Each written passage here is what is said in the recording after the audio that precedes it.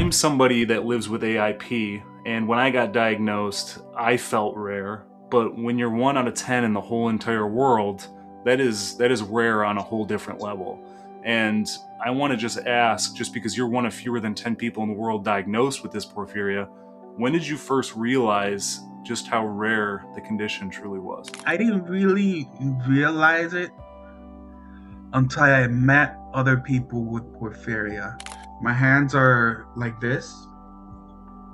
I can't really extend my fingers. May I tell you the story for how I got the liver transplant? Yeah, tell the story about it. Welcome to Rarely Discussed, an American Porphyria Foundation podcast with your hosts, Andrew McManaman and Nicole Castellano. We have porphyria, a rare disease.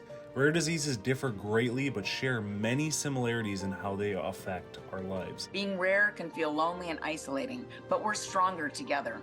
Join us in meaningful interviews with porphyria and rare disease experts and the patients and families impacted as we connect, learn, and heal together. We'll talk diagnosis, treatment, pain, mental health, managing daily life, and everything rare. Today's guest has one of the rarest medical diagnoses in the world. Milton Cubas is one of fewer than 10 people ever diagnosed with aminolevulinic acid dehydratase deficient porphyria, that is ALAD porphyria, or for short is ADP, and we'll keep it at ADP going forward, making his story truly extraordinary. After his first attack as a child while on vacation in Colombia, Milton endured years of unexplained pain, frequent hospitalizations, and monthly attacks before Dr. Carl Anderson diagnosed him with ADP in 2003, making him the first known case in the Western Hemisphere. For years, Milton relied on weekly hematin infusions just to keep his disease under control while living with debilitating neuropathy that affected nearly every aspect of his daily life. Then, in August of 2023, everything changed. While on the way to attend a close friend's wedding in Colombia, Milton received a phone call that would alter his life forever. A family member had become a living donor for a liver. Following a successful liver transplant, his porphyria was effectively cured, giving him a second chance at life after decades of battling one of the world's rarest diseases. Today, Milton joins us to share his incredible journey of perseverance, hope, and what life looks like after a miracle. Milton, welcome to the Rarely Discussed podcast. Thanks. It's amazing. It's amazing to be here.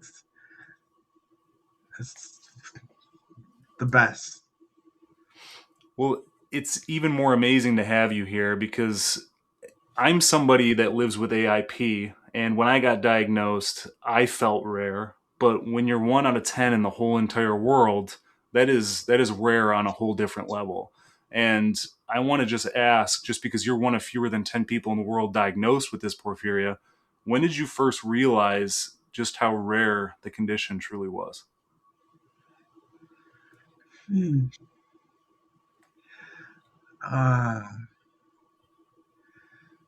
I guess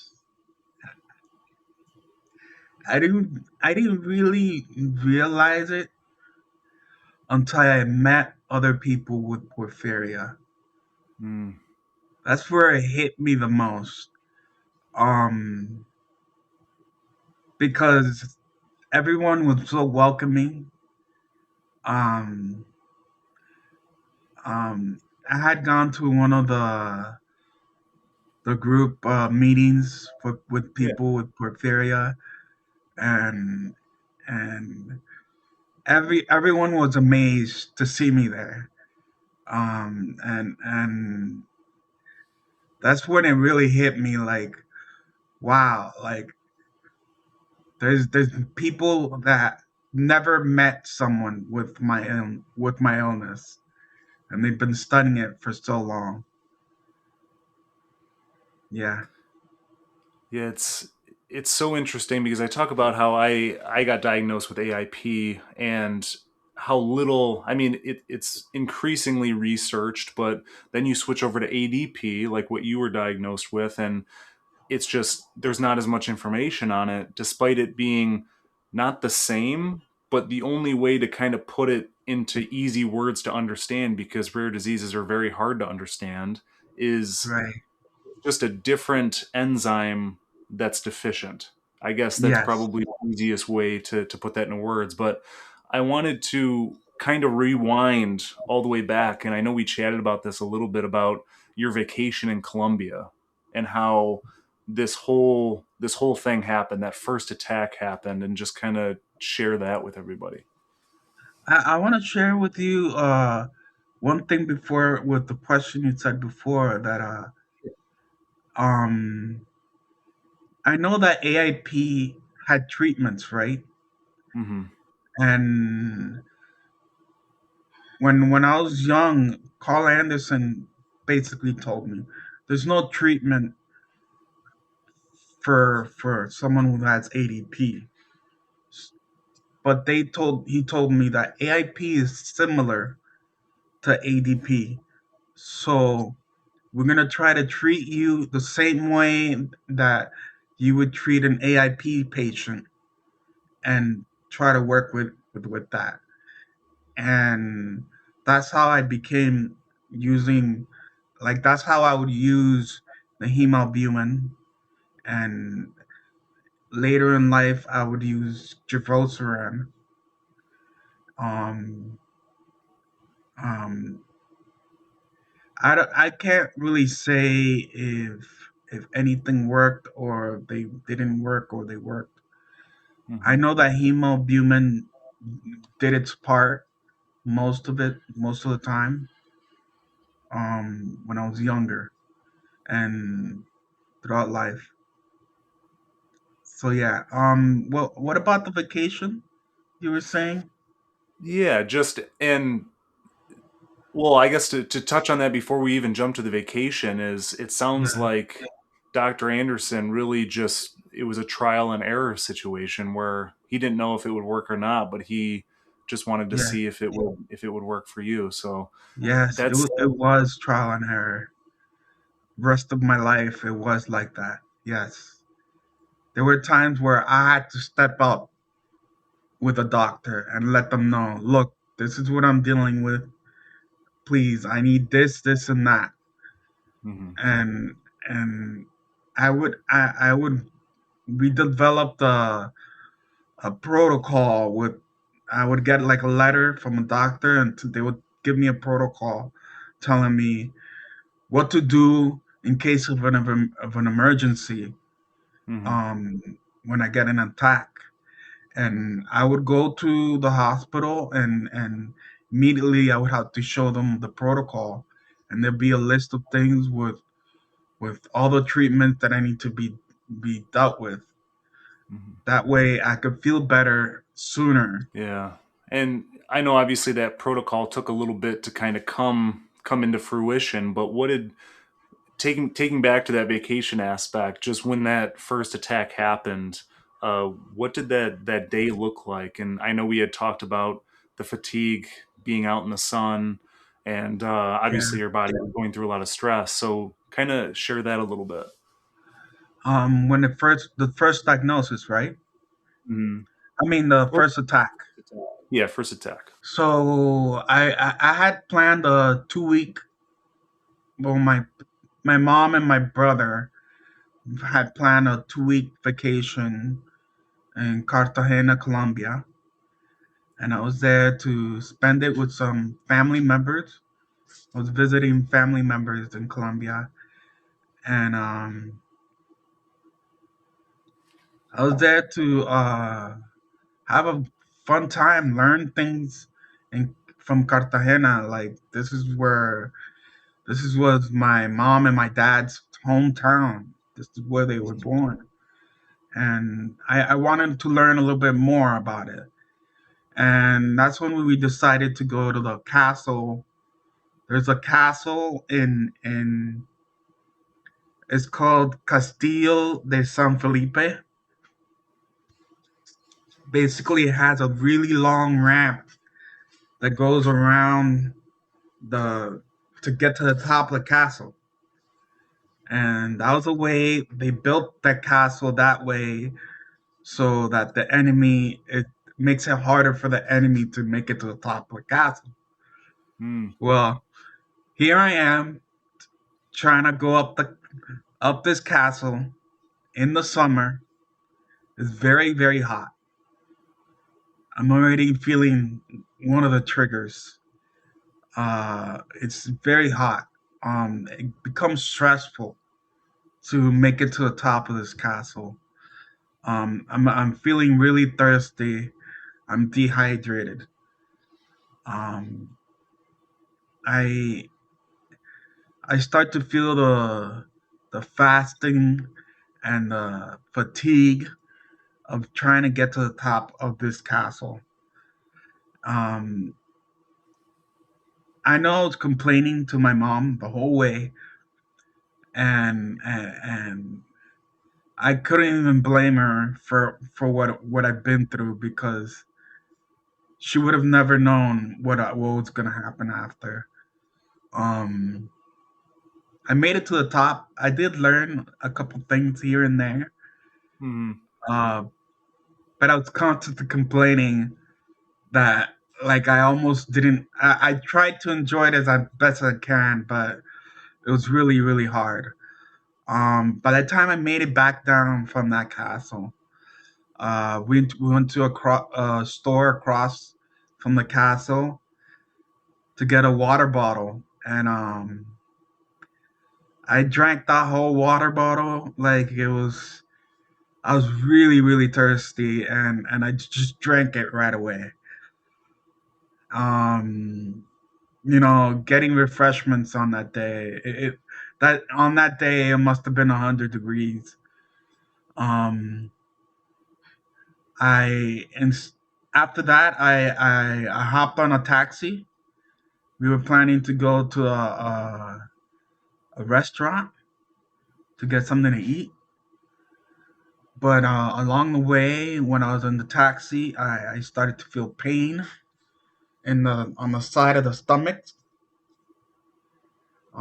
I started to feel nauseous, and immediately I started telling my mom, like, "Mom, I don't feel good. This is really really bad. I don't feel good." Um, there came a point where when we made it to the restaurant, and my whole family started sitting around at the tables getting ready to order, and I just went straight to the bathroom to throw up. And whenever I threw up, it was just saliva, it was just water that was coming out. And it came to a point where I was dry heaving. And when I started dry heaving, I was banging the table. I mean the toilet seat, and it was very painful to go through that. And I don't know what made me bang that toilet seat, but I was going through a lot there. And as soon as we went back to the restaurant, my whole family decided to just go home. Everybody go home. And I just go straight to the hospital. Um, uh, One of my uncles was a technician. He used computer science, and he worked for the hospital in Cartagena. And I had we took us to the hospital. They couldn't find what it was. They didn't know what it was. They did several exams there, what they could, because over in Cartagena, technology wasn't as advanced as it was here in the States. Um, so immediately we had to make an emergency flight back home. Mm. Um, My mom was able to get her refund on that because and immediately I went to Miami Children's Hospital. Um, they tried to test. They did several tests, but by then I was already feeling better. And then eventually um, I tried finding, like, I would go back to life after the first attack, but after that, like, the attacks would happen in the most randomest points. I didn't know what was going on. I didn't know the triggers at the time. Um, and the neuropathy didn't start until later. It didn't start immediately, but after a couple attacks, that's when the neuropathy would get worse. Um, my hands are like this. Um, I can't really extend my fingers. I could close it into a fist, Mm. and I sometimes ended up with my wrist really weak. Um, if you notice that um, some I don't have some muscles in some areas of my hand.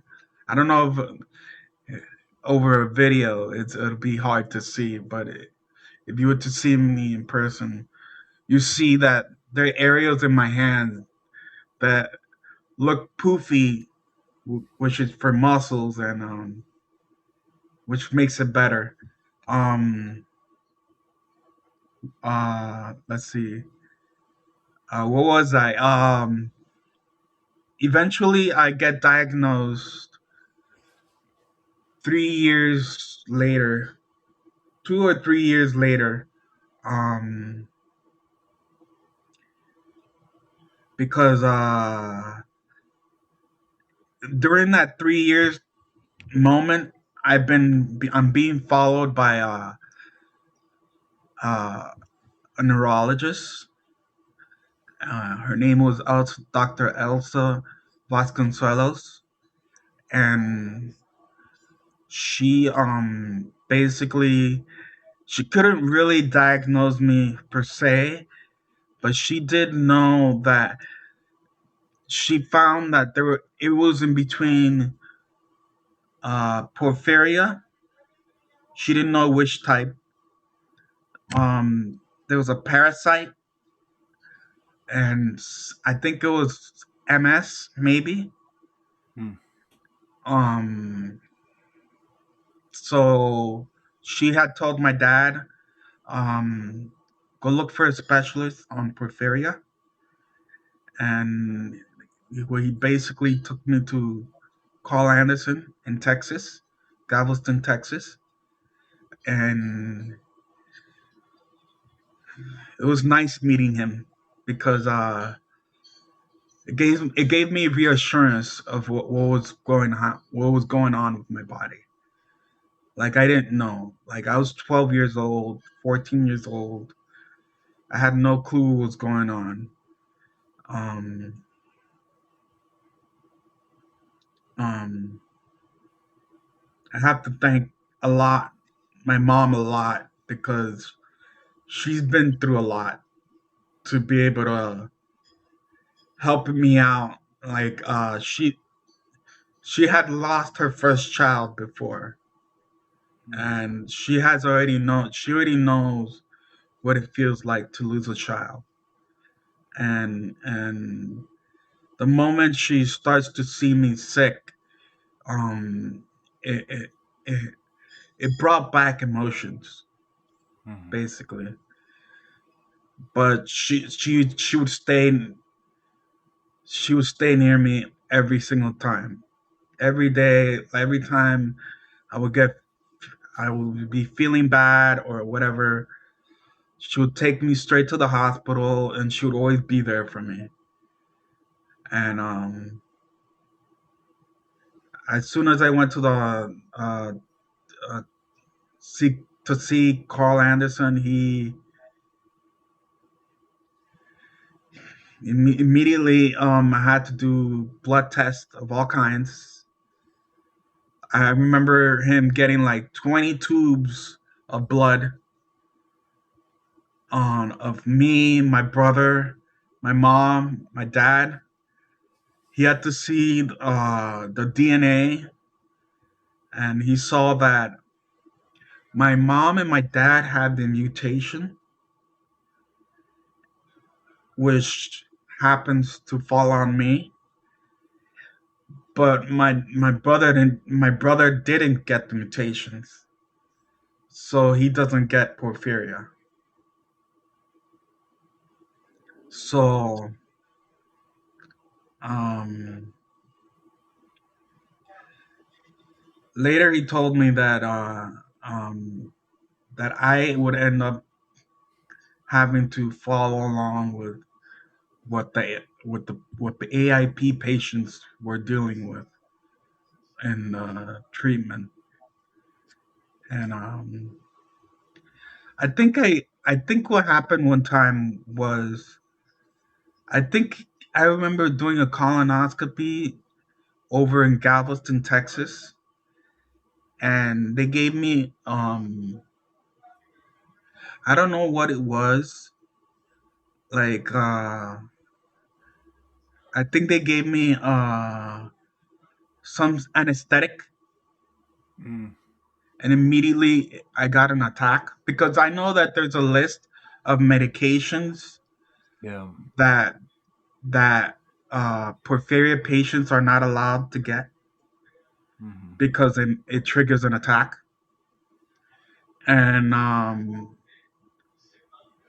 with one of the aesthetics, once the anesthetics did its job, I got the colonoscopy. Uh, Immediately, I got an attack after that, and I managed to have an attack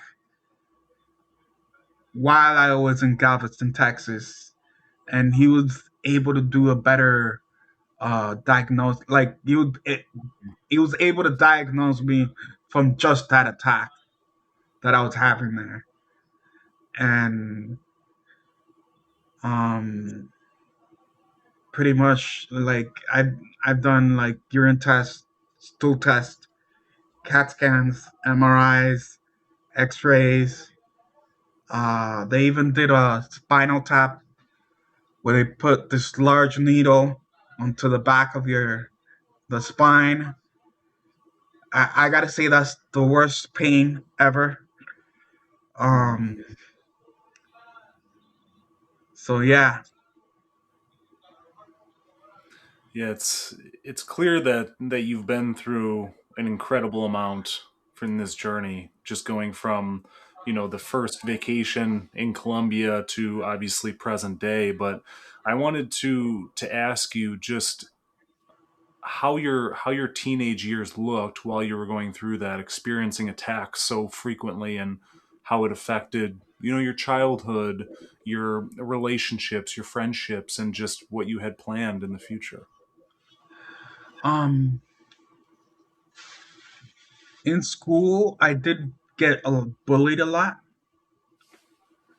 because of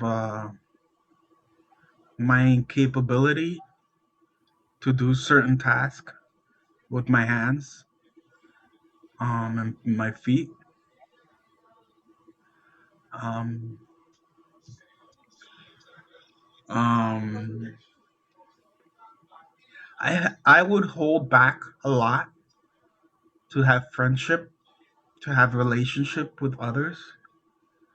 Um, there came a point when that would happen because I remember when I was in middle school when I was first getting the attacks. I remember I would have a lot of friends. I would go to a lot of parties, events, and in middle school, like I would still do it, but eventually I would start to notice that sometimes I would have an attack while there's a party or a birthday party or or something I'm invited to. And anytime I was invited to something, I would always say yes. I want to enjoy. I want to have fun time. But but there were times when the attacks would overlap on these special events, and eventually in high school, I was more distant, became more distant with people, and because I didn't wanna deal with the idea that I'm gonna be um like I didn't want to feel bad because I'd be avoiding them. Like I didn't want to make others feel bad. Like that, I think that was my point of view. Like, cause I had my one friend who who I met, like my friend from the wedding. Mm-hmm. He I met him when I was in seventh grade when I was having my first attacks. So I met him around that time. So he was my only friend during middle school, and he happened to go to the same high school I went to, and we still got to see each other there. Um, I had one or two friends from high school, and that's about it that I've continued to talk to. But other than that, because they saw what I was dealing with, and they knew Mm-hmm. that I had issues, and I was falling behind whenever I would walk, because I would fall a lot, and they were there to help me get back up. Um, um, because of my foot drop, and there were times when I couldn't do things really well with my hands. Like, let's say I had trouble opening up water bottles. Um, um, I had trouble, like I couldn't point at something. I couldn't give someone a high five if I wanted to. Um, you know that sometimes when someone wants to talk, they use hand gestures. Um, I've learned not to use hand gestures anymore, and I'm someone within my family that they would always tell me I'm a clown because I like to make funny faces a lot.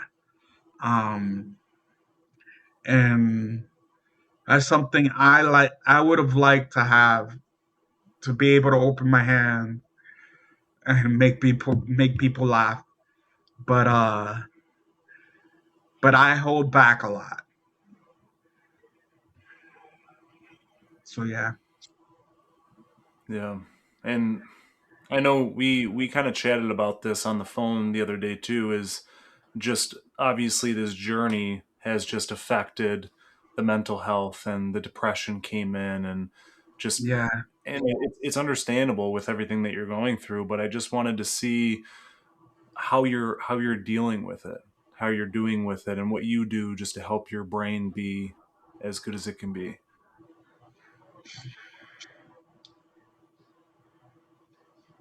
Um.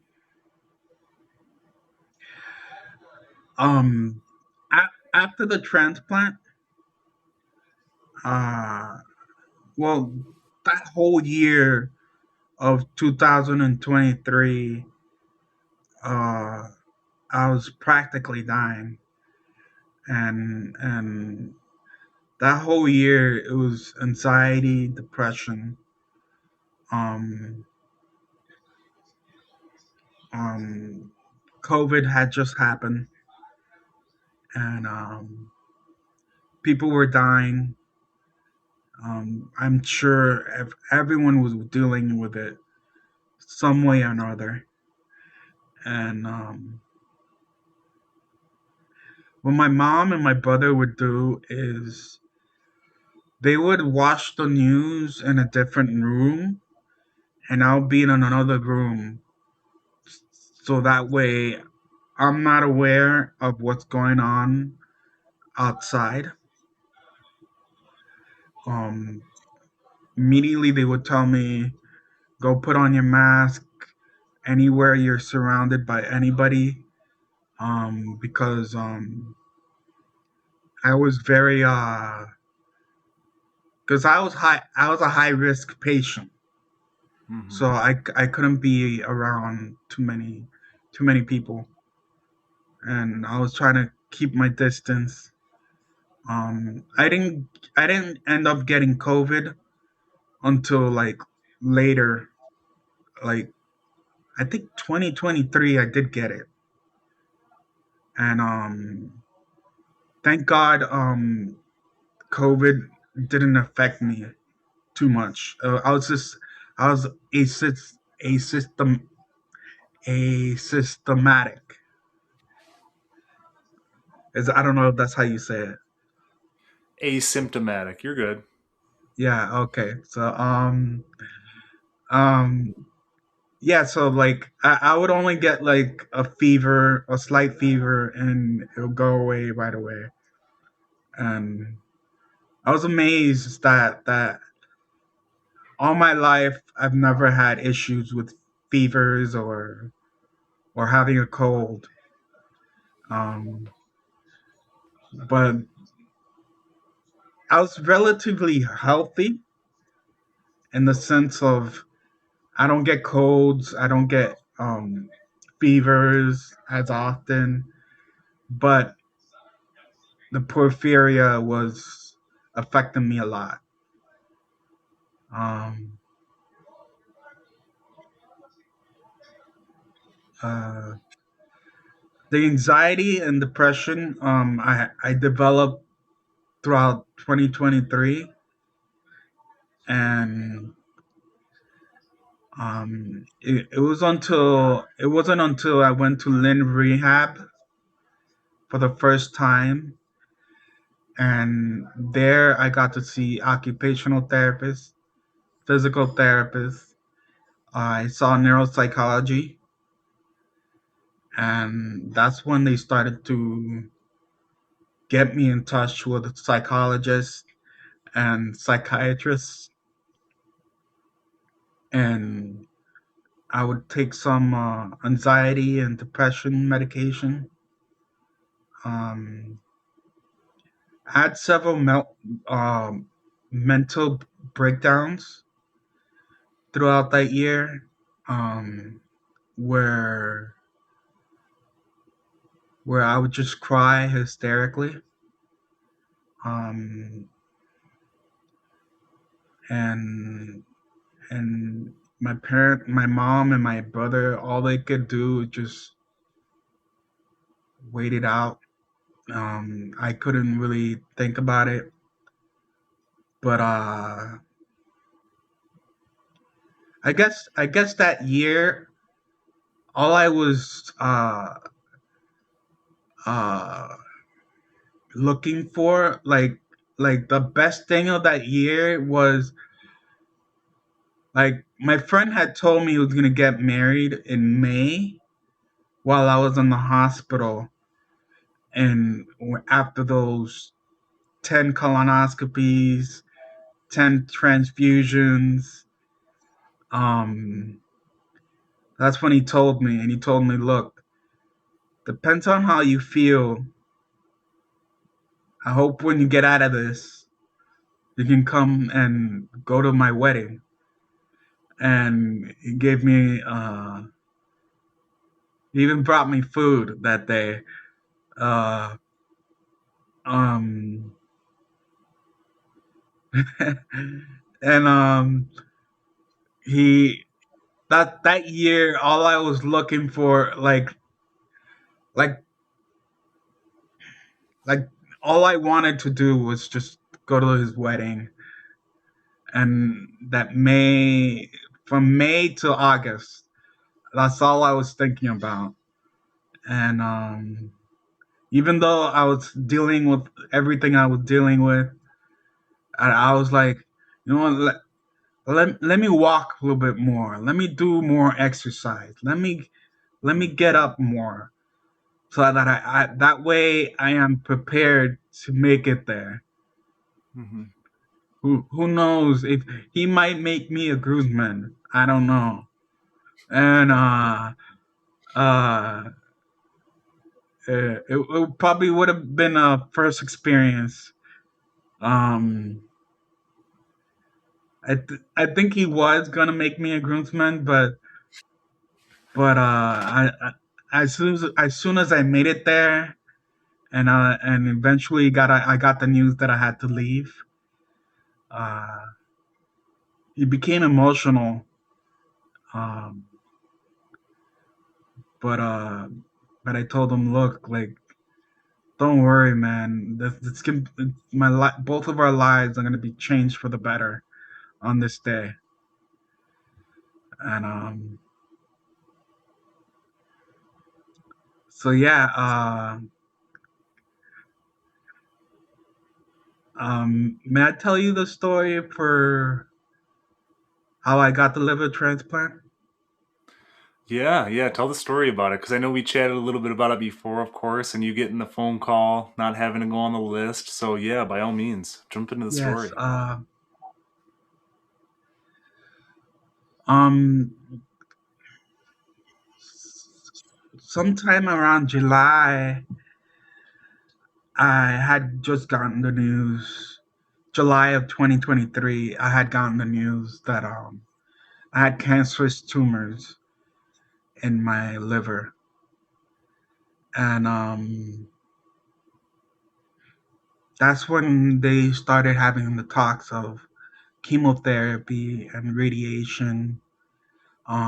They were putting in me. They were already thinking about doing a liver transplant, and immediately I was speaking with Dr. Levy, on she's a porphyria specialist over at because where the hospital I would go to more frequently was uh, Jackson Memorial Hospital, and Jackson Memorial Hospital is like right across from Hospital, and they're basically a research hospital, and there's a lot of students and there's a lot of teachers, and they're always learning new things. And right next to that is Miami Transplant Institute as well. And I would go to my MTI to go do all my exams. So like throughout July and August, I was doing all kinds of exams for Miami Transplant Institute so that they can put me in a list. They had checked my lungs, my heart. They would do EKGs.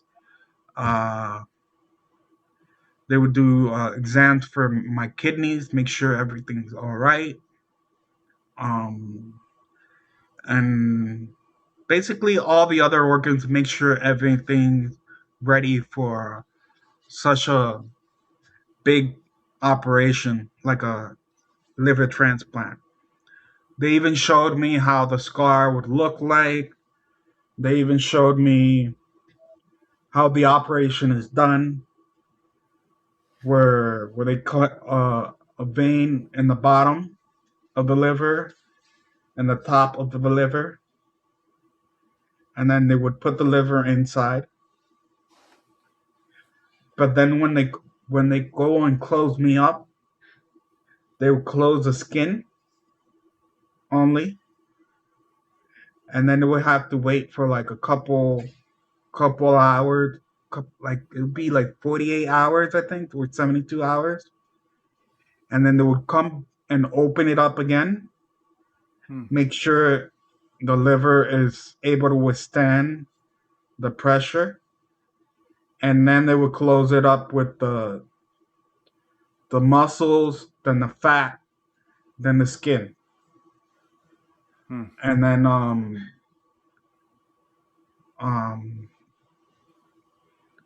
so that was the explanation. That were all the explanations that they were telling me before um before heading to Pereira, Colombia, where the wedding was gonna be. Um, that Wednesday, I had gone to the hospital with my brother and my mom to go see the doctor, the transplant doctor, Doctor Vignesh. Vignesh. My brother hadn't really gone to my appointments, but that day we were like, "Hey, why don't you go? Let's go see how it's like. Maybe you would like to hear this, the what the doctors have to say." Hmm. And they even explained to me that even my brother was able to uh, donate part of his liver to me. That was even an option that we were thinking about, and my brother was like, he was already planning to do that. He was like, "Hey, might as well give me my part of my liver to you." And we had the same blood type. We're about the same age. He's 2 years older than him. But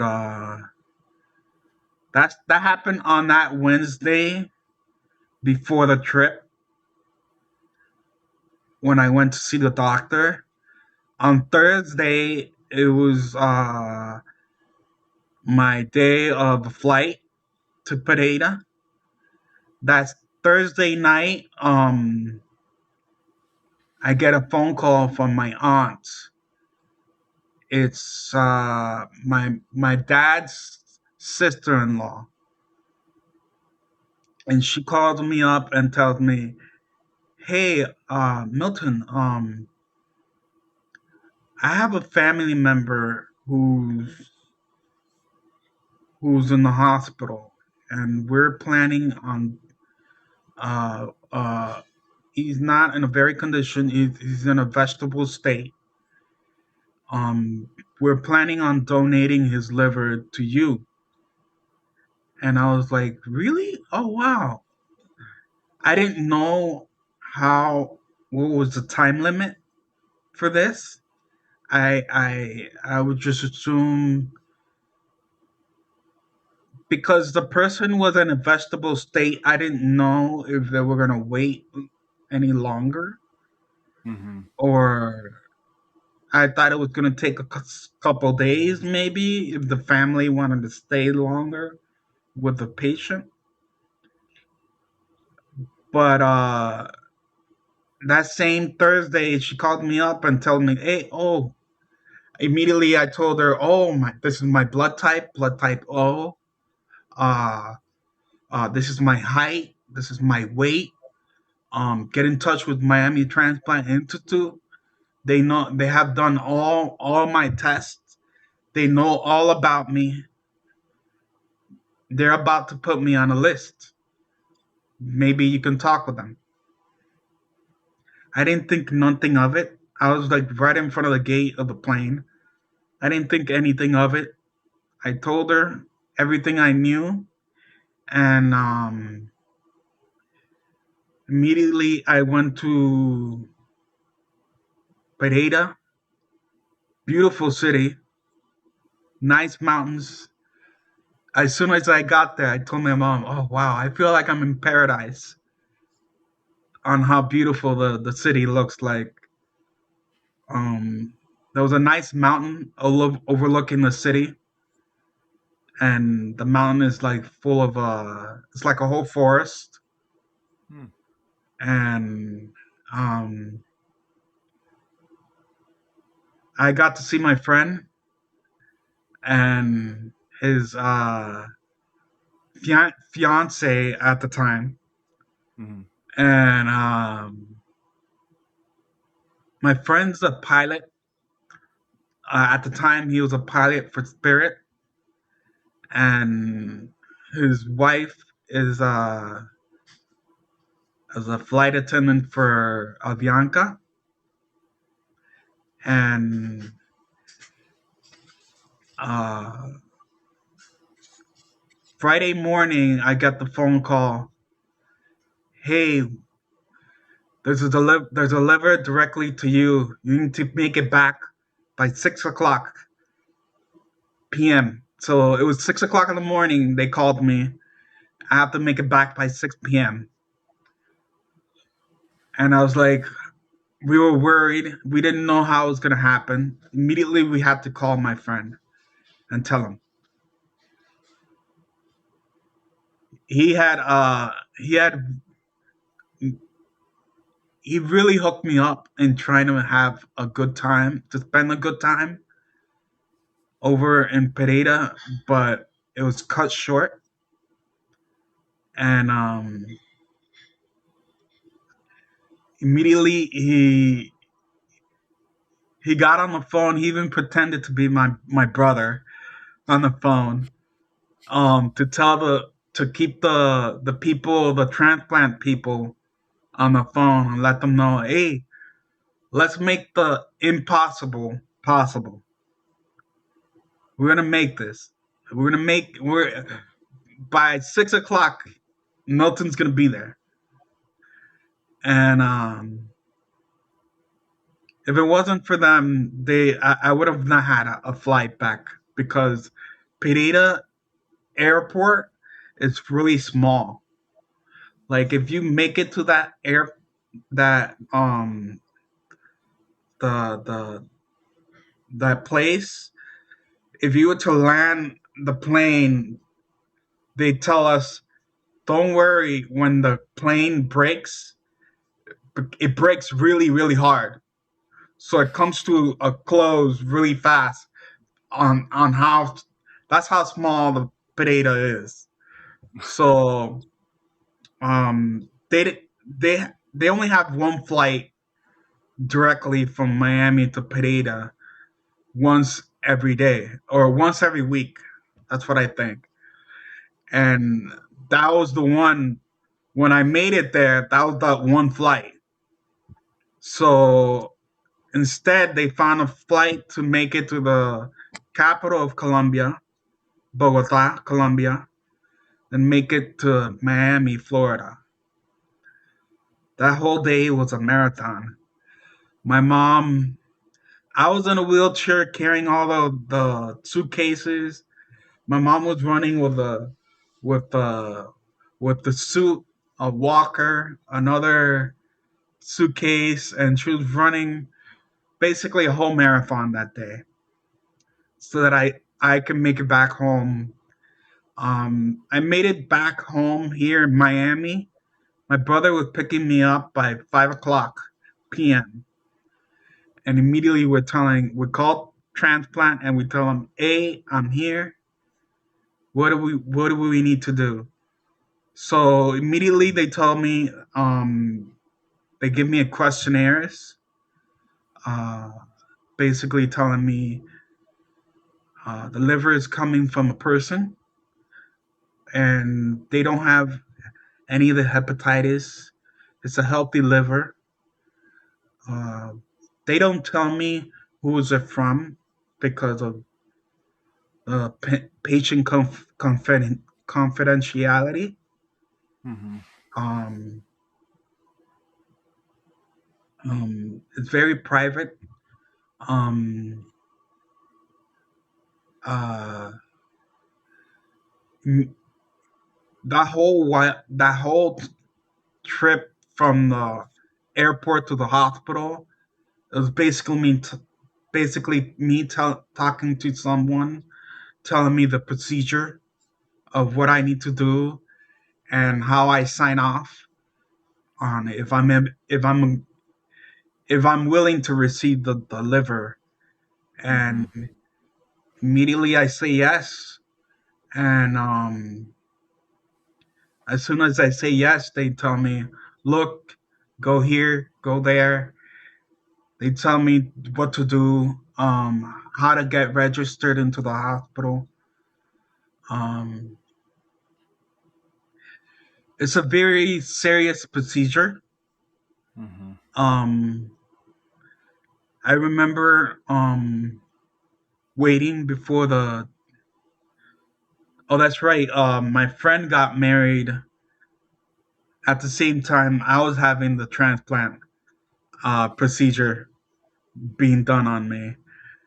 And I remember telling my friend, "Hey, both of our lives are gonna change for the better this today, from today and on and forward." And um, uh, what was I saying again? Yeah, you were touching on just having to learn the process and you saying yes to the transplant and just being rushed into Right, that.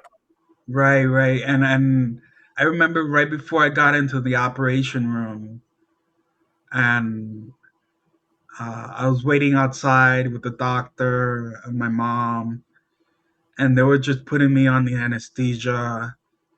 And I remember when the doctors came in with the liver, they had like one big box, and they were walking in, and they were not looking anywhere else. They just went into the operating room, and Mm-hmm.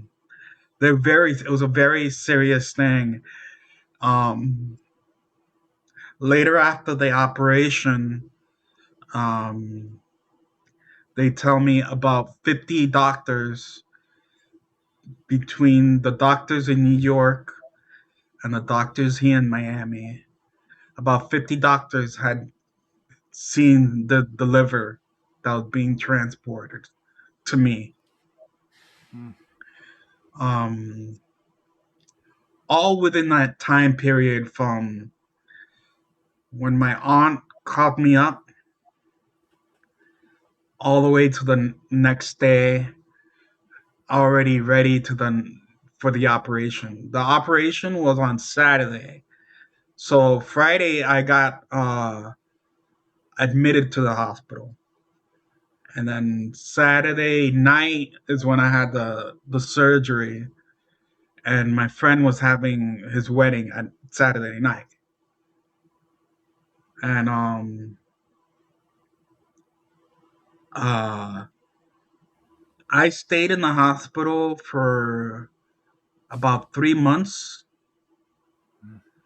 The first 2 months was basically I had kidney failure.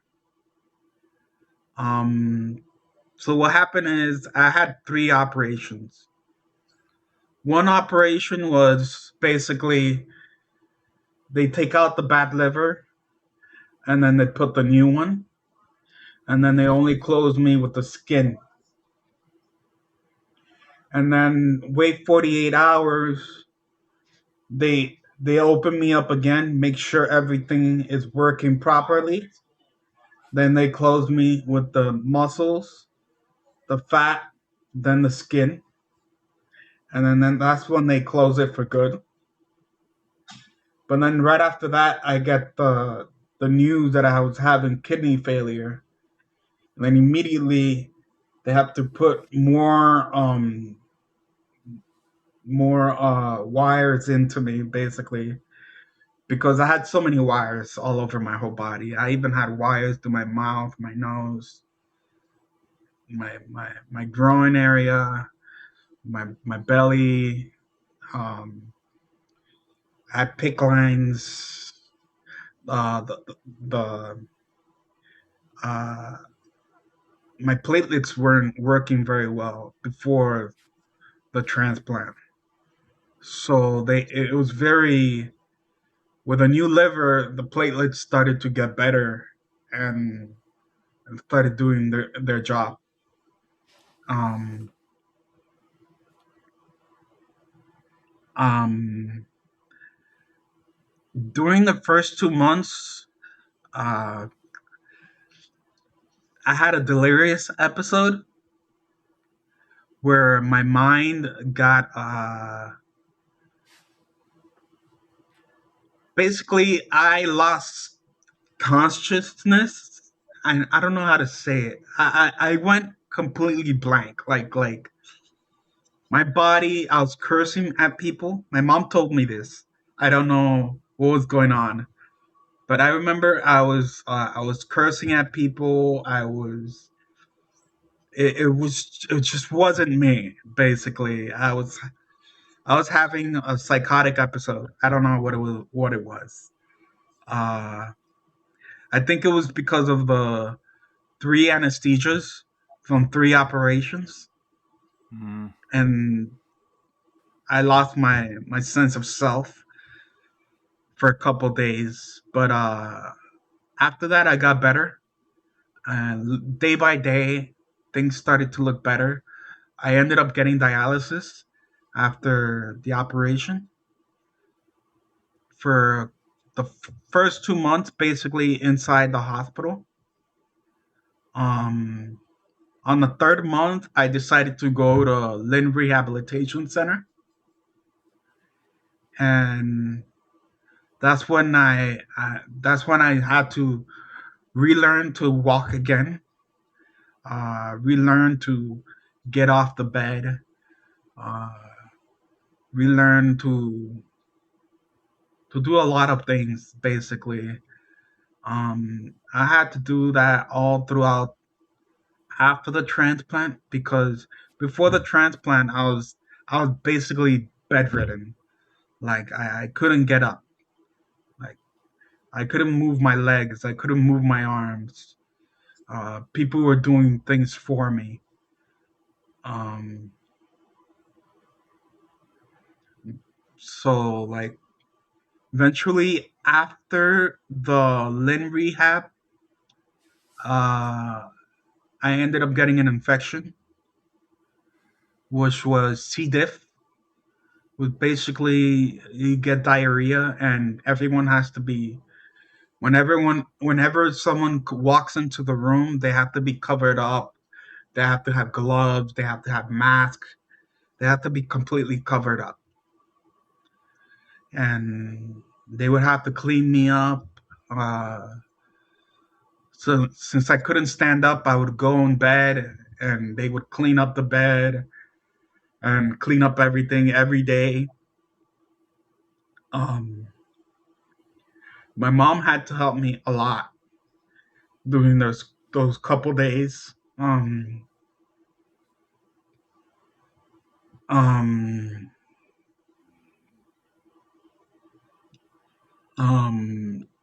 Later, I must have left the hospital around November 1st, around there. My birthday was November 2nd, so a couple days later, I got to spend a birthday. I got to have a birthday with most of my family. Um, from my dad's side, who I barely saw. Like I barely saw them like before the hospital, before the transplant, and I just wanted to see them because it was years. I haven't seen my family, and since then I've been seeing them more often. Um, uh, Later on in around Thanksgiving of 2023, uh, I I started to had another infection happen. What happened was I was already learning to walk again, and there came a point where I had to go to the bathroom, and I just couldn't stand up from the toilet. Like like I had lost all strength. Like I knew I was weak, but Hmm. I wasn't that weak. And like it felt like all my muscles had lost complete strength. Like I had lost all my strength, and immediately had to go to the hospital. And I went at night, so there weren't that many doctors. But I had to wait the next day to see the actual doctor that was following my case. But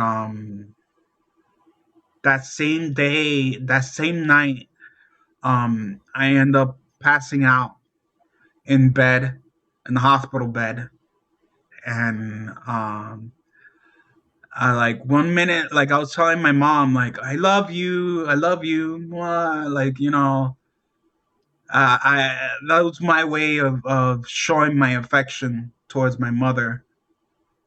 And after a while, she doesn't hear me anymore, and then she doesn't see that I'm moving. And normally I would tell her, "Oh, good night, I'm going to sleep." And at that moment, I didn't say anything. And so immediately she started to check on me, and she got the attention of the nurse, and then they increased the code, the alertness, the emergency of the situation, and then they brought doctors for, like, I think they're vascular surgeons. Hmm. Yeah. And then she showed um they had to do CPR on me. They did an emergency intubation, and uh the next couple days, I wake up and I can't breathe very well. Um, they found out that I had liquids in my lungs. I think it was mostly my left lung, and I had issues breathing. Um, and anytime I would talk, I would talk like if I'm whispering, like Hmm. hello, how could I help you, or something like that. And uh after a while, I started to regain my strength. How it was right after the transplant, and then little by little, um, I started to take several medications, and they needed to give me more medications so that I can go to the bathroom more often, and that would like get rid of the the liquid in my lungs, and I was doing a lot of breathing exercises with this little apparatus that helps you with the breathing. And um, that year I had a better Christmas. Um, I managed to spend it with my family that year. Eventually, the next year, I started seeing a speech therapist because I had to learn to talk again.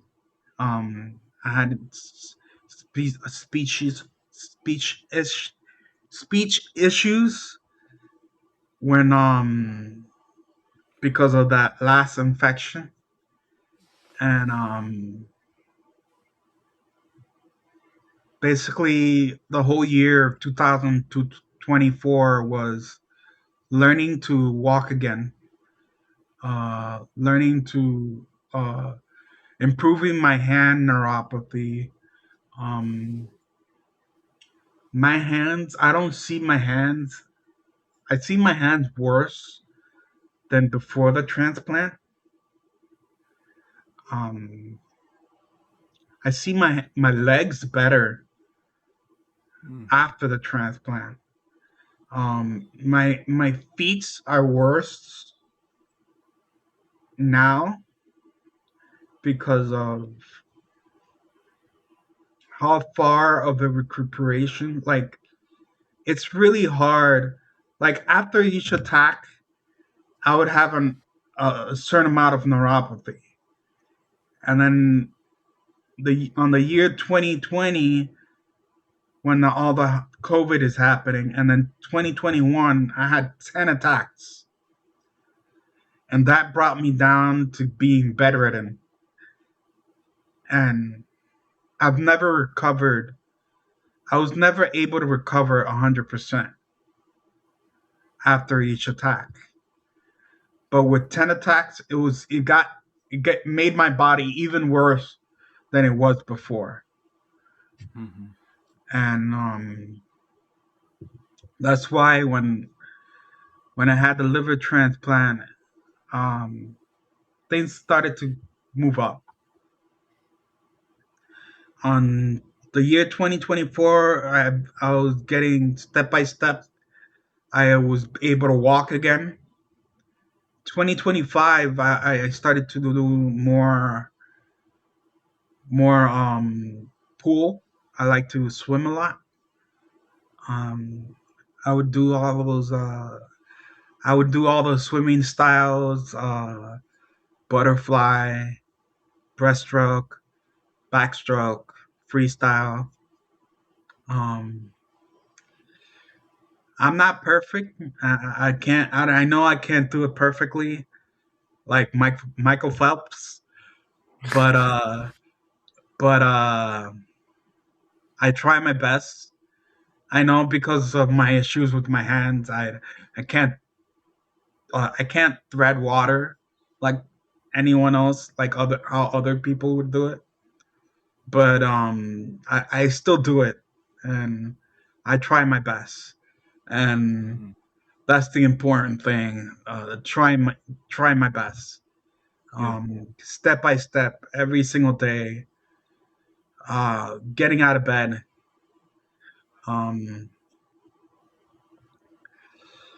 I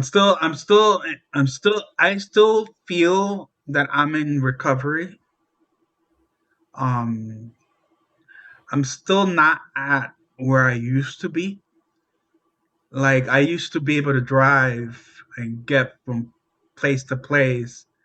I was finishing up school to be a math teacher, and recently I went to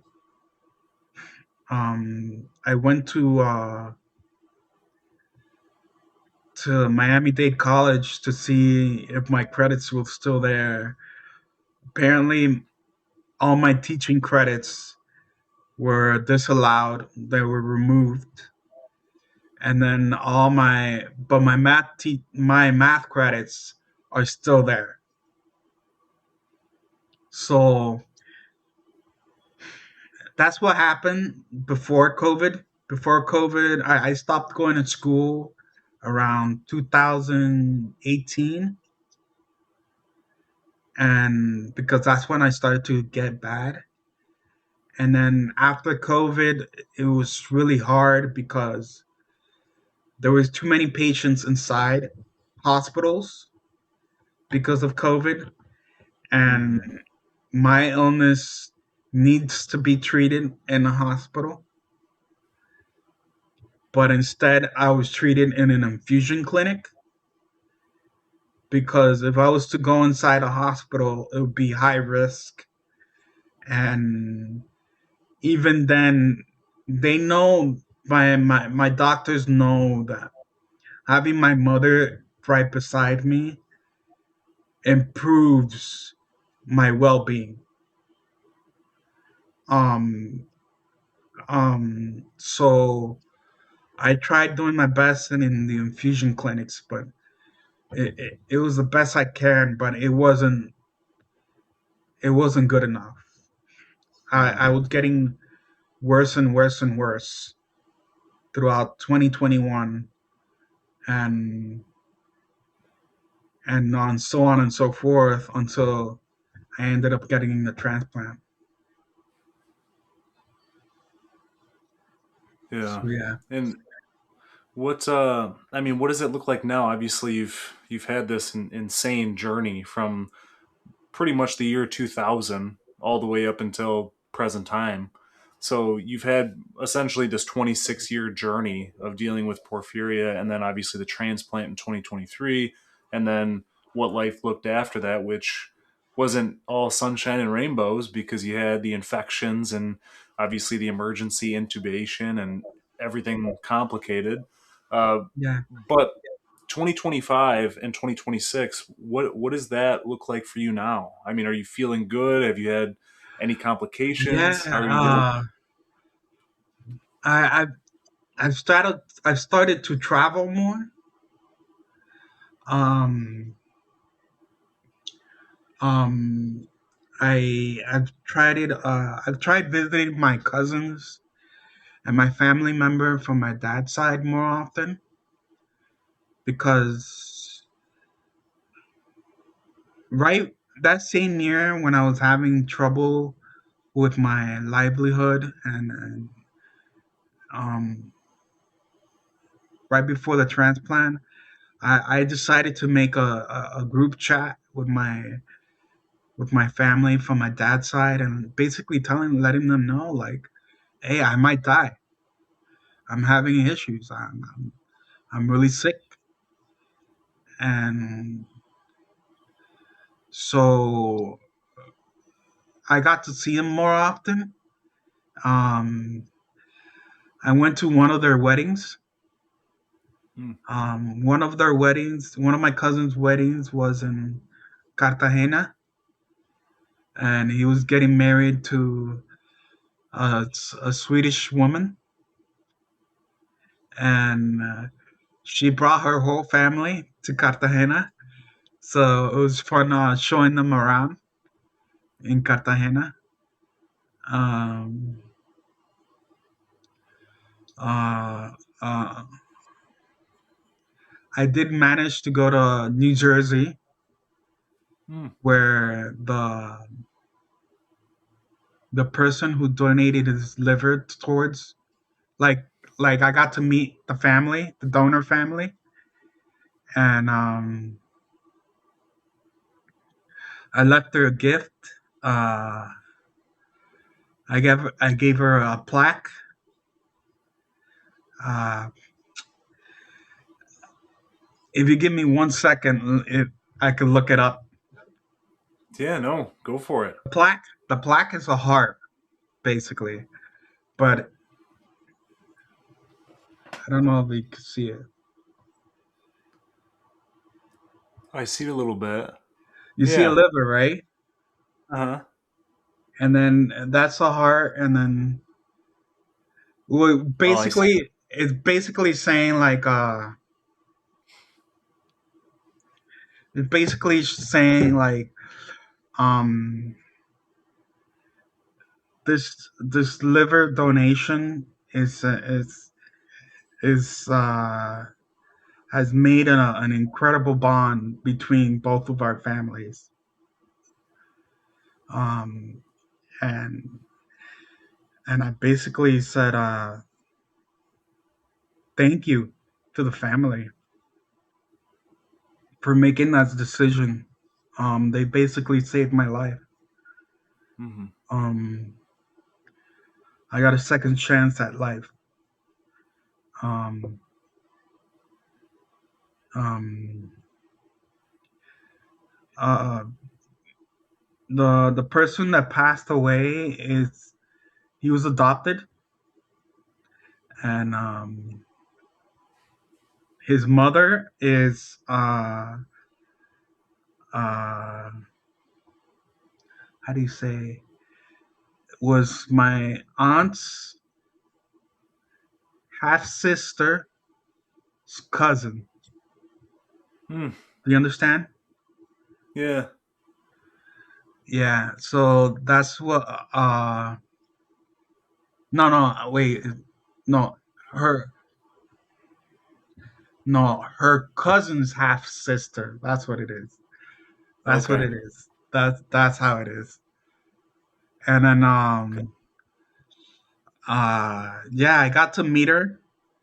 I got to meet the her sisters. I got to meet her family. I got to meet her at her house with with my cousin that just got married. Um, he went there with us, and he took us there. So I was in New Jersey. Um, yeah, and I've gone on a cruise. I've uh, I've been to Cartagena like once already. I went to Barranquilla in Colombia. Um, yeah, I've been traveling here and there. Yeah. This is the most I've traveled in years. Hmm. Um, because that's how I was before. Because every time I would get my heme treatment, I felt like I was stuck here in Miami because I Hmm. had to go to the hospital on that same Yeah. infusion clinic every single time. And yeah, I was out of touch with my family, with my illness, because I was always, very distant. Um, but yeah, I'm doing better now. I have a lot of family support. A lot of people helped me get here. Um, I couldn't have done it alone. Um, so many doctors. I thank all the doctors and all the nurses that have helped me get here where I am now. Um, it's amazing what they've done. Um, I've even had nurses where I would call them in the middle of the night, and they would come and rush and help me out. And um, maybe not on a work night, but I would I would tell them, "Hey, this is what I'm dealing with. What should I do?" And immediately they would give me a straight answer of what to do. And most of the time, it was go to the emergency room. And after COVID, it was more of be careful, don't go to the hospital too much because you Hmm. might get COVID. Right. But yeah, Hmm. yeah. I mean, My it's my clear that you're. Oh, go I feel ahead. like my mom had become a nurse Yeah, I'm because of sure. all the things she's learned along the way. Yeah. Um, my mom has lost a daughter to Hmm. leukemia, and she passed away at the age of 4 years old, and she was about to become 5 years old, and a couple months later, like a couple, maybe 1 or 2 years later, I'm born. Hmm. I think she was born 81. She passed away in 85, and I was born in 88.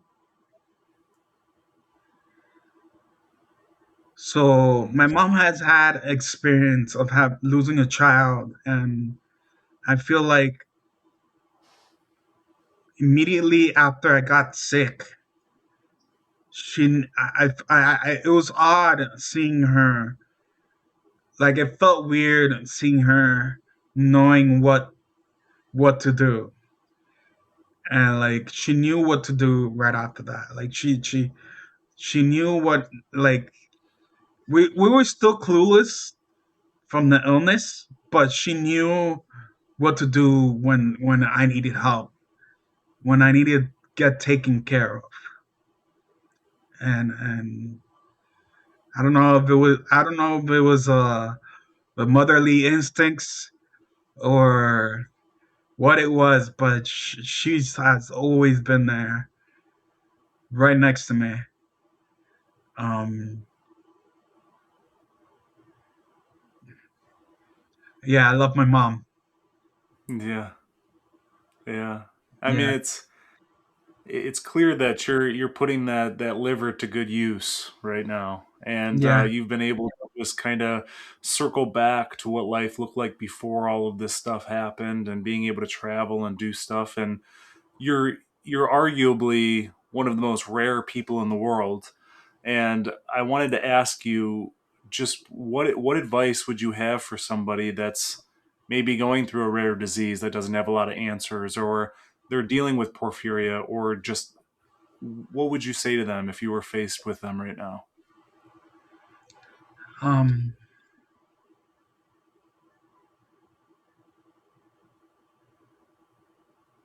I guess open up. Um, let people know you're there.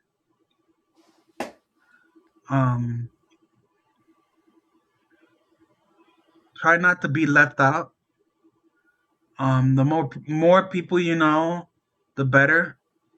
Um, a lot of you're not gonna get through this alone. There's gonna be a lot of people around you who are willing to help. Um, if you actually look for them, because this is something that you cannot do alone. You need a lot of you need people by your side. It, Hmm. it's really really hard. And and knowledge, you need a lot of it. You need to know what's good for you and what's bad for you. Uh, Hmm. what be what's being put inside your body, you got to know. Um, you have to be on top of everything. If you can't, it's got to be your caregiver. Because I know how I get when I'm having an attack. I know that when I'm having an attack, I don't want to hear anybody. I don't want to Hmm. talk to anybody. Uh, not unless if it's the doctor and he's here to bring me good news. Hmm. uh, Right. but I know how I get. But it's tough. Hmm. It's, it's really tough. Um, uh, I had something in my mind, but I forgot about it. Um, what else? I mean, I think that's really good advice. And to kind of go off your first point that you mentioned about letting people in, I mean, you had a good example of that, of throwing all your dad's side of the family in a group chat. I mean, a lot of people wouldn't do that, and I think that shows a massive amount of what you say is letting people in. I mean, to just make a group chat and just say, "Hey, I'm not doing well," and essentially saying, I want to involve myself and you to be more involved in my life. I think that's an awesome thing to do, and I think more Right. people need to take note of that and do that. But I also wanted to ask you, before we start wrapping up here, is there something that maybe I didn't ask you, or maybe you didn't talk about, that you wanted to talk about for the people listening and watching? Hmm.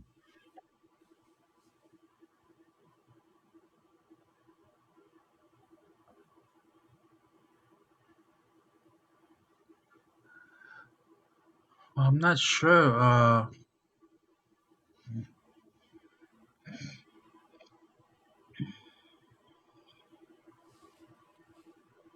Oh, I did end up getting a.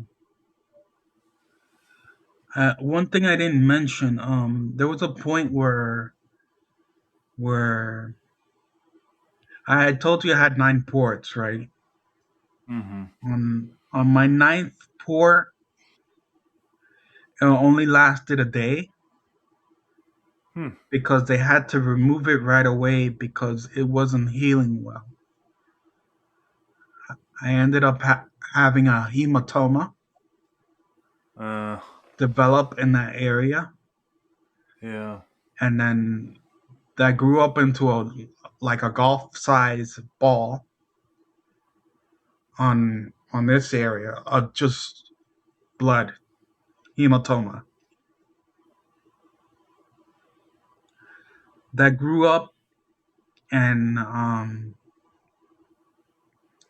that lasted for like a month, I think. And then eventually we were like, "Oh, we got to go to the hospital. We got to get this removed." And immediately we went to the hospital. They removed the hematoma. That's when I first learned about Lin rehab. And the Lin rehab, they helped me a lot. Like, Mm-hmm. if it wasn't for them, like, it would have been hard getting back on my feet. Um, I have to thank a lot. All the hospitals that attended helped me. Miami Children's, um, Jackson Memorial, Miami Transplant Institute. I have to thank all of those people, all the doctors that saw me there, all the technicians, all the even all the nurses that were pinching me. I gotta thank them too. Yeah. um, even though they were pinching me, but I got used to it. I believe me, like it hurts me to see another child um, um, cry when getting pinched. I've seen it. I've seen children with cancer back when I was little in Miami Children's Hospital. Um, I've seen I've seen cancer patients every time I go to the infusion center. I've seen a lot of people of all kinds of life, and it's tough. It's Mm-hmm. tough, but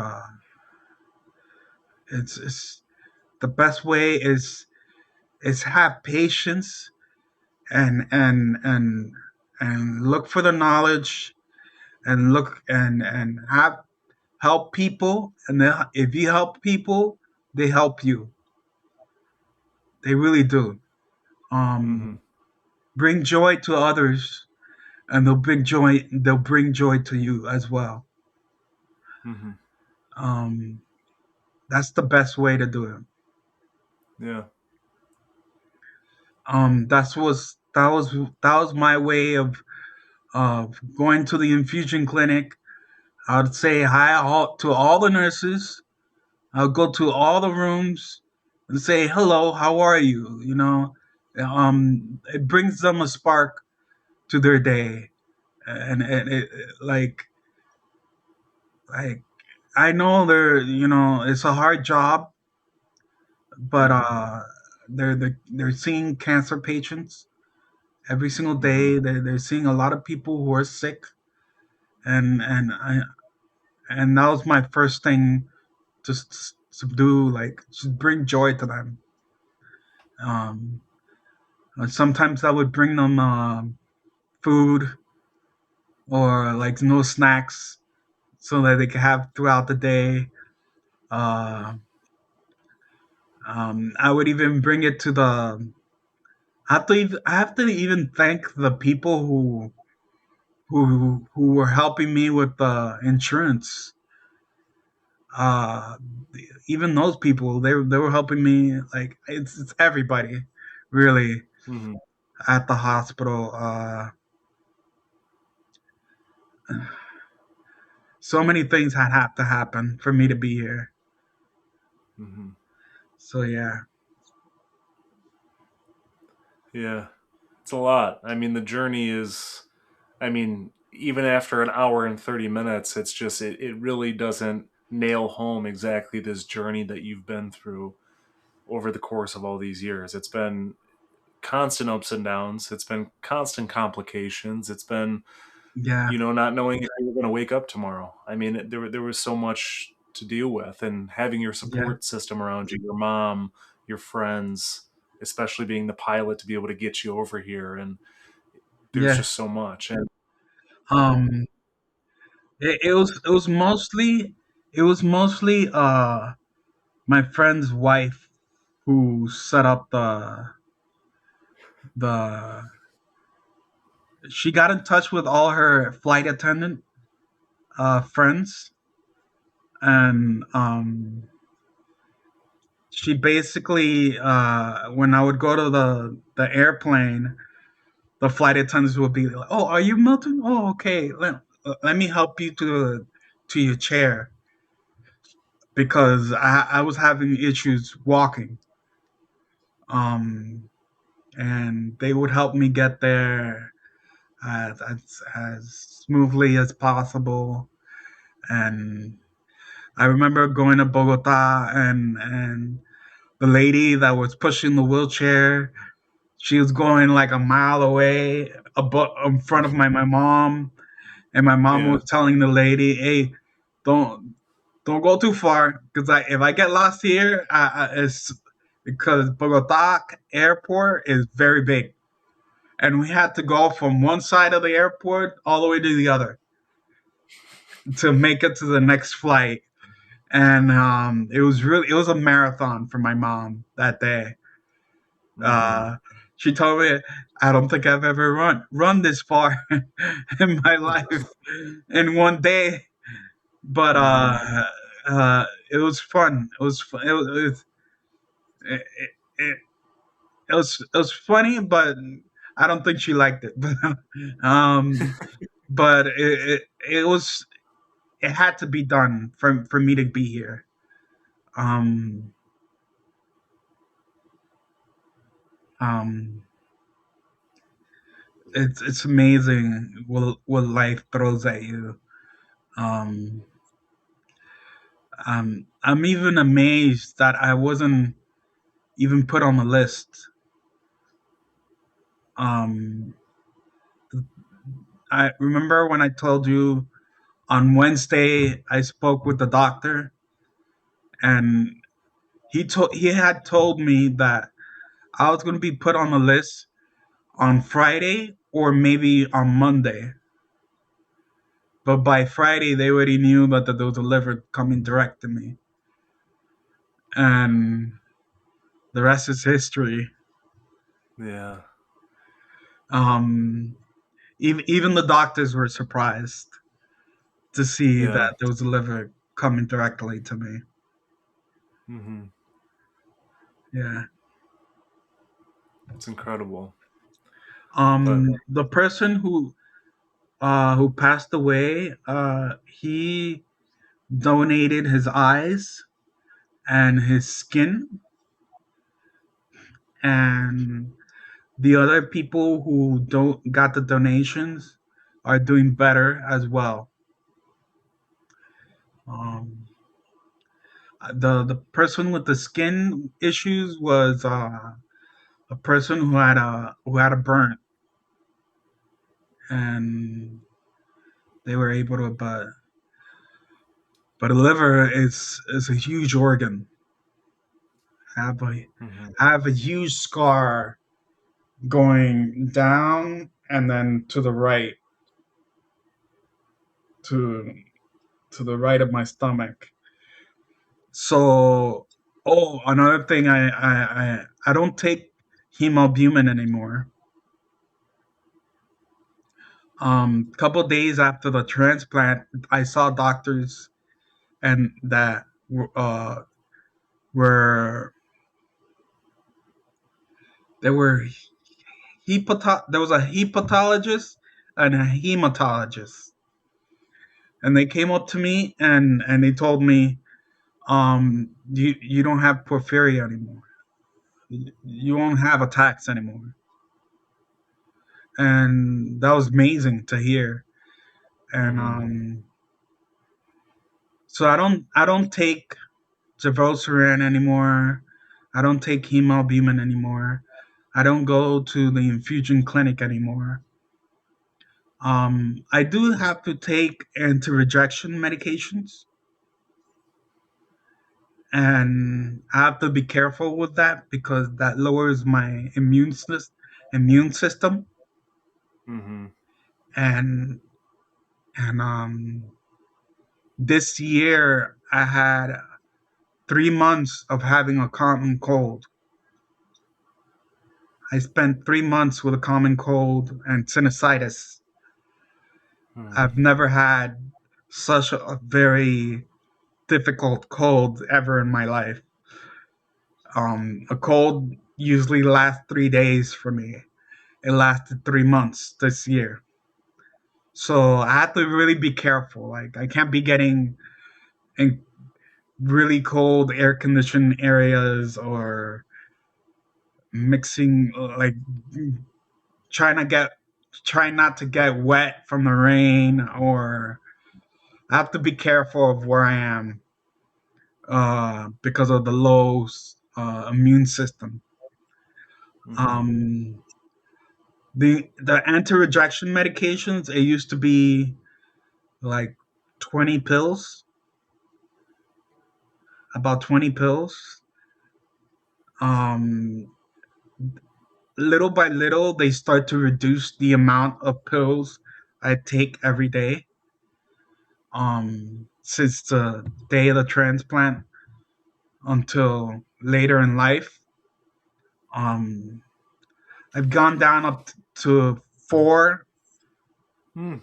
anti-rejection medications, and after and I still take some multivitamins to to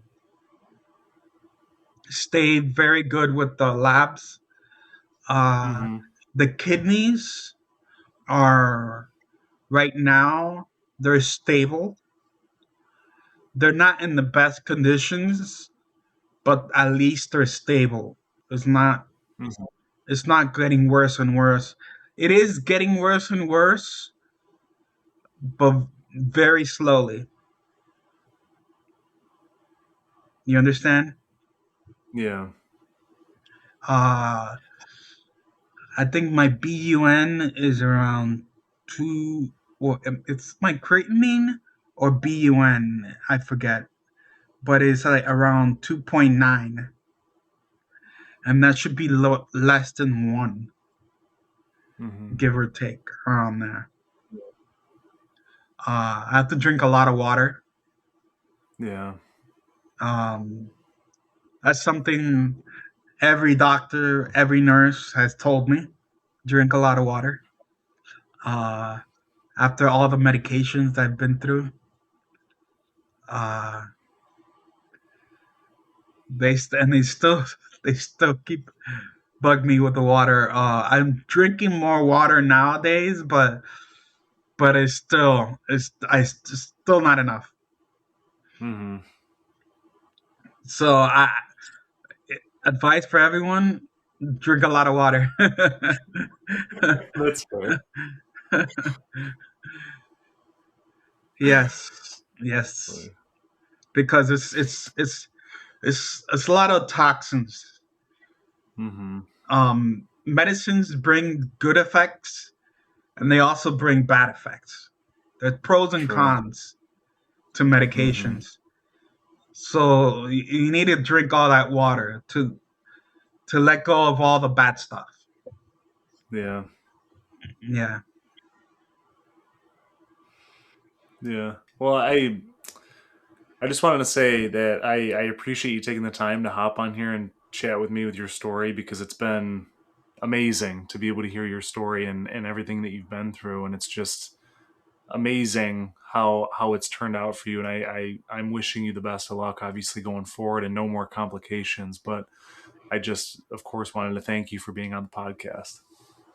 Yeah, yeah. It's no, it's an honor. It's an honor, really. Uh, it's it's something I needed to get out of my chest. I Yeah. needed to tell people. I need I mean, I I would never.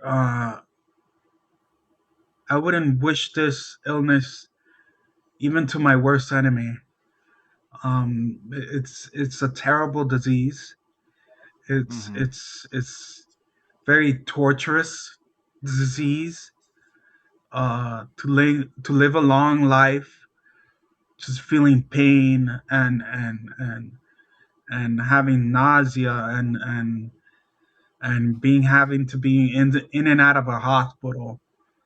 Um, it it it, uh, it, it could ruin relationships. It could ruin uh, the way of living.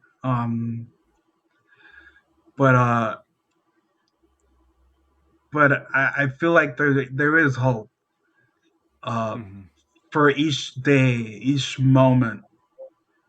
Um, um, your moment might not be today, but it could be tomorrow. Um, so so the best thing is to wake up every day, do your best every day, try to get through it every day. It's the best you can do. Hmm. Um,